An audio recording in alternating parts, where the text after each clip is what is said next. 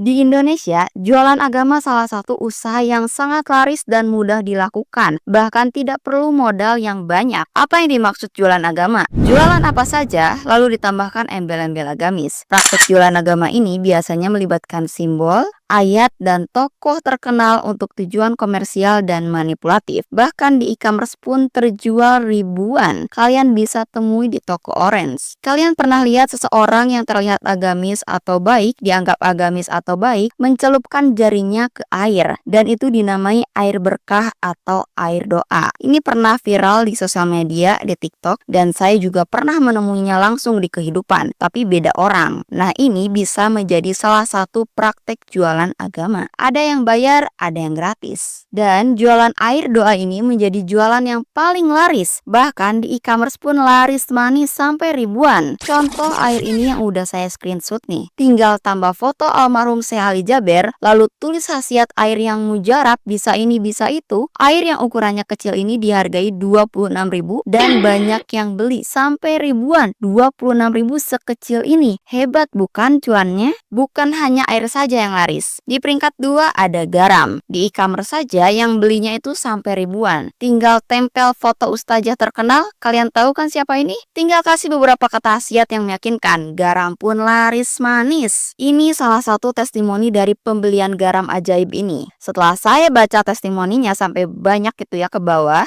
banyak dari testimoni garam itu digunakan untuk penglaris dagangan. Tapi bukan hanya untuk penglaris saja. Ada yang menuliskan untuk jodoh dan keluarga. Lalu selanjutnya ada madu rukiah namanya. Ini juga terjual laris ratusan sampai ribuan di e-commerce. Tinggal tambah ayat dan simbol agama, jadilah madu yang istimewa, yang banyak khasiatnya, yang berbeda khasiatnya dari madu yang lainnya. Bukan hanya madu, air, dan garam saja yang laris manis. Ada beberapa praktek serupa yang bisa dianggap menyesatkan. Seperti contohnya itu pengobatan alternatif abal-abal, menggunakan ayat tanpa ilmu, lalu ditarif dengan harga mahal. Dengan modus bisa menyembuhkan segala macam penyakit ya, hanya dengan rukiah saja atau jampi-jampi yang dikaitkan dengan agama yang katanya bisa menyembuhkan segala macam penyakit. Praktek lainnya yang menggunakan embel-embel agama yaitu ada penjualan jimat yang udah ditulis ayat Al-Quran atau lafaz Allah. Lalu jimat itu akan dikatakan kalau isi jimatnya ada amalan rahasia yang berguna untuk keberuntungan dan perlindungan si pemiliknya. Lalu si jimat itu dijual dengan harga mahal atau mungkin juga murah, tergantung permintaan isinya untuk apa kali ya. Lalu selanjutnya ini yang sering terlihat, sering nampak di mana-mana. Oknum yang mengaku sebagai ustadz atau habib. Oknum ini memanfaatkan status habib dan ustadznya untuk menguasai suatu kelompok atau suatu daerah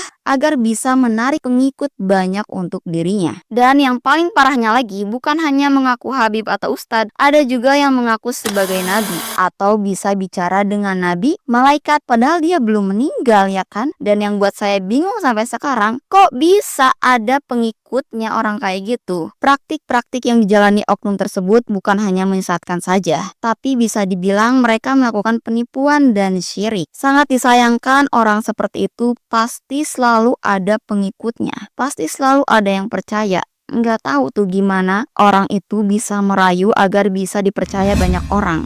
Tambahin guys, jualan agama apa lagi nih yang pernah kalian dengar atau lihat secara langsung? Mungkin tiap daerah berbeda atau mungkin ada yang lebih gila dari ini. Langsung komen aja biar orang lain itu pada tahu. Kenapa para oknum ini memakai agama untuk kepentingan pribadinya? Padahal agama ini sesuatu hal yang sakral ya kan? Simple aja guys, agar mudah dipercaya banyak orang, agar dia juga mudah dihormati banyak orang. Tinggal mengaku-ngaku sebagai ustadz, mengaku-ngaku sebagai keturunan Habib, lalu berpakaian yang meyakinkan. Meskipun oknum seperti ini tuh terlihat banyak ada di mana-mana, tapi banyak juga kok ustadz yang lainnya yang mengingatkan keanehan seperti itu. Seperti ceramah yang menyesatkan, jualan air doa dan jimat. Masih banyak kok ustadz yang beneran ustadz yang mengingatkan agar kita tidak mudah tersesat atau tertipu. Lalu kapan hal seperti ini akan hilang di Indonesia?